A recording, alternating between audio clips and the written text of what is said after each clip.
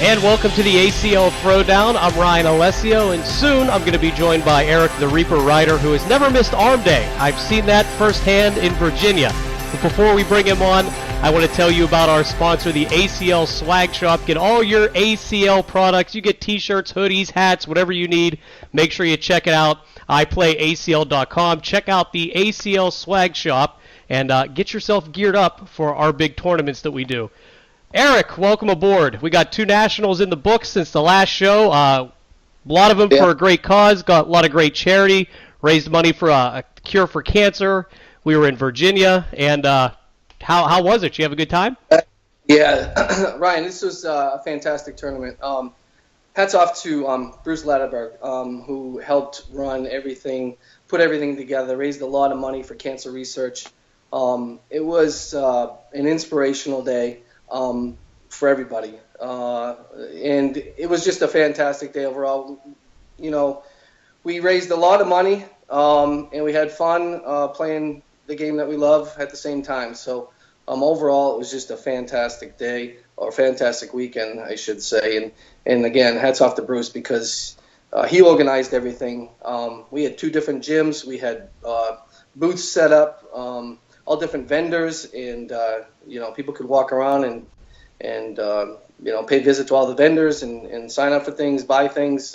It was just a great all around event. So again, thanks to Norfolk for having us. Thanks to ESPN3. I think everything went very well for the weekend. So moving on, but yeah, we had quite the tournament going into Friday night with Crew Cup, and as always, we usually do a Friday night Crew Cup. That's a 4-person team, and we had a team. What they call themselves was the Scrub Squad with Jordan Camber, Rockwell, James Baldwin, and Rob Guthrie. They were victorious. And they were the team to beat, and obviously they took home the first place prize. That's a tough team. Those guys are all top-notch pros, and to beat them, it would have been a task in itself. And then following the Crew Cup, we had the big blind draw, and we kind of ran out of time, but we got that in. At the last minute, we were kind of under the gun for time, but in the end, Allison Heine and Josh Holland came through the big blind draw. They won they won some cash, and we had a good time. So that was it for Friday night and going into Saturday. And as far as singles go, we started the day with the Decker rounds for singles. That was a qualifying event that we had that anybody that made it into the top 64, either you were in the top 16 and you got an automatic bid, or you did the Decker round and you qualified to get into the singles tournament. It was quite a day. I myself had a pretty good day myself. Not to boast, but I see your picture on the website with you holding up some money. So yeah, I would say that the national number 4 Norfolk did pretty well for you there, sir. Yeah, it was a good tournament. I finally found found my groove. Finally found some focus. Lost 2 tough games. Tyler Poitras, he's been playing better than anybody across country. He's got his game going. He is top notch. He was tough to beat all day long.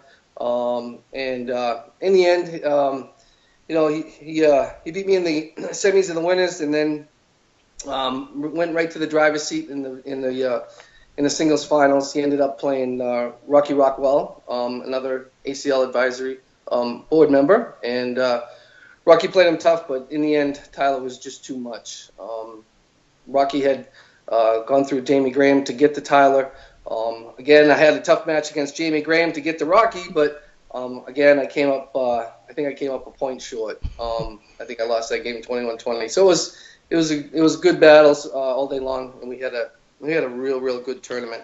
And to wrap up, I mean, as far as the other participants, other top 7, we had Rob Guthrie and Caleb Avery.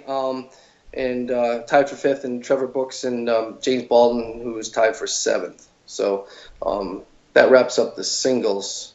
And then we had, in the middle of the day, they had a blind draw in the other gym for the Cornhole for the Cure. Anybody that was available to play in that could sign up and play in that, and that went on simultaneously alongside the singles group, and then we rolled into doubles later in the day. So, and then replays on these events can be seen on ESPN3 for about 30 days, and then I believe they move over to YouTube. Yes. Okay. All right.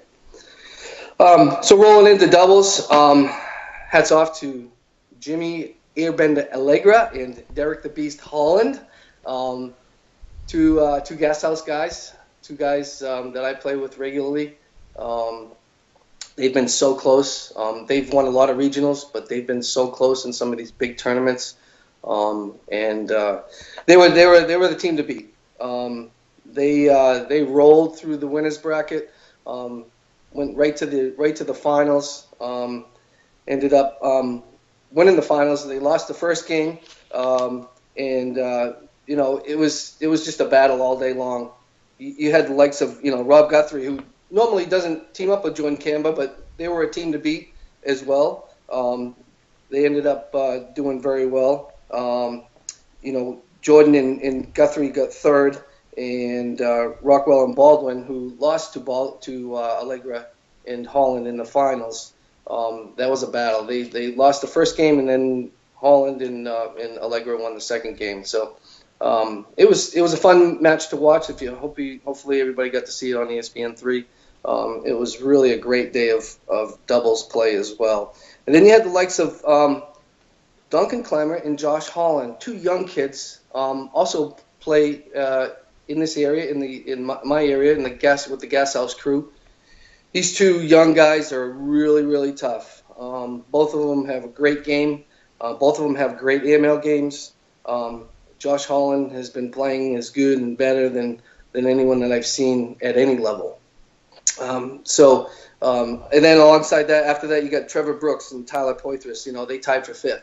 Again, a solid team. They were a team that we knew, part of the big three that everybody knows of, and we knew that they were going to be right there in the end as well. So overall, it was just a great day of cornhole. A lot of bags in the hole. It was great seeing some of the matches on ESPN3. I was lucky enough to play in a couple of those, and family back home was able to watch, which was really, really a cool thing. To have your family, no matter where you are in the country, to be able to see you play a little bit. That's always a fun thing to do, and it's nice for them to be able to see you as well. Oh yeah, absolutely. And like you said, if you go to your web browser, if you're bored, you want to check out the replay or anything, just go to ESPN3, the number 3.com, and like you said, it'll be up there for about a month or so, and then we kind of archive it on our YouTube channel. So that was a good little recap of the ACL National number 4 we did out in Norfolk, Virginia, but there was the ACL National number 5 in Phoenix. What can you tell us about that event? Well, yes, that was the weekend following our weekend, ACL National number 5 in Phoenix. It was from what I was told, it was a great mix of competitive and social players. Singles was won by a gentleman by the name of Wow-E. I guess that's how you pronounce it. That's Wow-E, baby. Yeah, Wow-E. I guess him and Hector, I guess he defeated Hector Gonzalez, Hector was the player that I think played Rob Guthrie last year in the Cobb's Cornhole War at the Cobb's 2016. So Hector ended up taking down the doubles with his partner Alan. They all picked up some valuable points to get them to the race for the Cornhole War Cobb's at 2017. Now, some of the West Coast people, they're kind of playing catch-up. We've had some nationals out here. We've had more nationals out here than out there. So they're still playing a little bit of catch-up along the way. We have another, obviously, a national in Vegas. So, again, those West Coast people will have another chance to rack up some points and move up in the standings with those big points from those Nationals. Yeah, absolutely. And we're going to give you the info on the ACL National number 6 in Vegas in just a few minutes here. But first, as we like to do, let's run down our standings real fast. And you can find these on iPlayACL.com. They're right on the main page. And first we'll do our top 10 singles players. And like I say every time I do this, if I screw your name up, my bad. I never learned to read that well, I guess. That's all I got for you. So, number 1, Jordan Kamba, who we saw a lot of a couple weeks ago in Norfolk. Alan Rockwell is number 2. James Baldwin, number 3. Joe Tatter, 4. Jimmy Allegra, 5. Brian Lynn and Derek Holland tied for 6th. I see your name there. Eric Ryder, number 7. Hey, the way I look at it, that might as well be a little higher since you got a tie.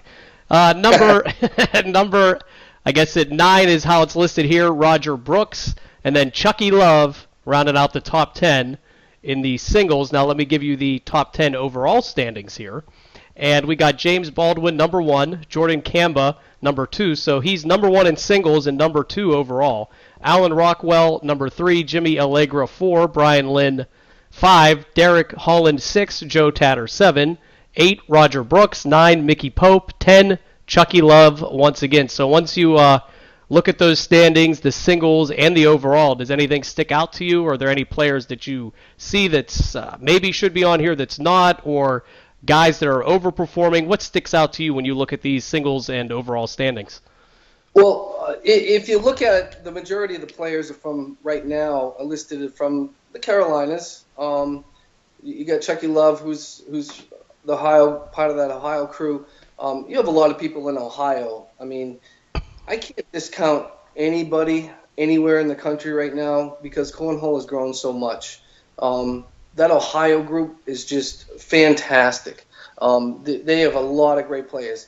I mean, Kentucky, you got the likes of one of the greatest Cornhole players that ever lived in Matt Guy. Some of these other players, that are down the list, maybe haven't played in any of the Nationals, not sure if they're going to rise up or if they're going to be available to play in the Cubs.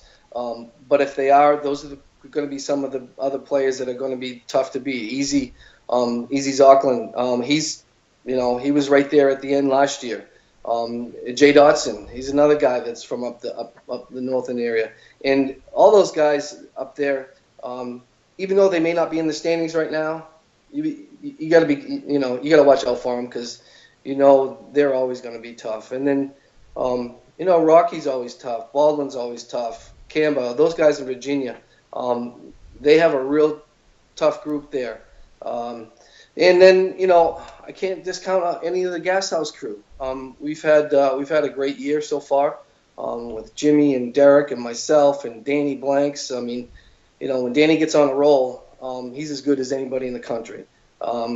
And you get the young guns too. You get guys like Josh Holland and Duncan Clemmer. Those guys can cause problems for you too if you're not ready for them. So, and then the West Coast guys. I don't know much about the West Coast game right now. We don't have a lot of information on them. We don't see them a lot, so we don't get to play against them. But hopefully, we're going to change that. Yeah, that'll change. We did see them at Cobb's last year. We met a number of players from Phoenix and in that area at Cobb's, and they can certainly play. We just don't. They just haven't been playing probably as long as some of the other players around this area have been playing. Yeah, absolutely. One last shout out. You can't discount some of the players in Florida. Florida has been growing and growing and growing, and the likes of Scott Lane, and some of those players, his partner Scott Kucha. Those guys have been playing for a long time. They've won a lot of tournaments and won a lot of money, so they're going to be right there too in the end. Yeah, absolutely. And like you said just a minute ago, we don't really see the West Coast players a lot. We don't really know a lot about them, but we're going to change that because the ACL National number 6 is in Las Vegas, baby. Oh, I can't wait for this. April 28th to the 30th, we'll have 2 days of ESPN3 coverage for you. And, we got all the details coming out. So because you're a man in charge, you're one of the that kind of runs the place, board director, if you will. I almost want to cut the superstar Billy Graham promo, but I won't do that to anybody because I think I'm the only one that cares about wrestling. But if you could give us some details about our ACL National number 6 in Vegas, could you please? Yes, as you mentioned, April 28th through April 30th. This is a Friday, Saturday, Sunday event. This is one of a kind as far as those three, a 3-day event. It's an outdoor event. This is going to be an outdoor venue that overlooks the Vegas Strip. It's going to be a fantastic view. You're going to have, obviously, great weather being in Vegas. We're going to start Friday night. We go through Sunday, as I mentioned. We'll have the open division matches. We'll be broadcasting in the middle of the day on ESPN3 on Saturday and Sunday.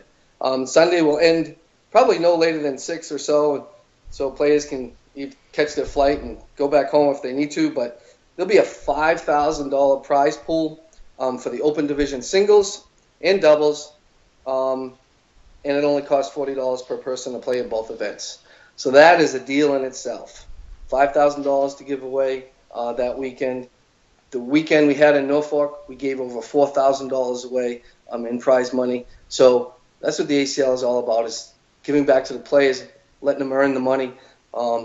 And so then we have a social division, $20 singles and blind draw.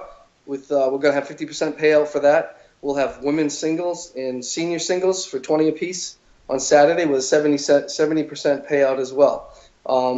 Again, the event, the main events will start on Friday night at 6 o'clock. We'll have a 4-person crew cup that we normally do. We'll follow that up as we normally do with a big blind draw. And then we'll have qualifying. We'll have some qualifying for the top 64 singles bracket. The qualifying process will be based on match play and not deck-arounds. So you're actually going to, in order to get into the main bracket, you're going to have to play to get in, which I think most players at this point, want to play to get in, which is what people wanted. We've listened to the players. We know what they want. They want to be able to play to get in. They don't want the chance of having a bad deck around or whatever and not being able to get in because of that. They'd rather get beat by someone and not get in by not qualifying that way. And then, based on how many players we have, most likely the top 16 will go straight into the main bracket and then qualifying for the rest, depending on how many players we're going to. That'll have to be figured out as far as the qualifying event goes. I didn't want to get too much into details on that. And then the link, the host hotel. They're offering up some great deals.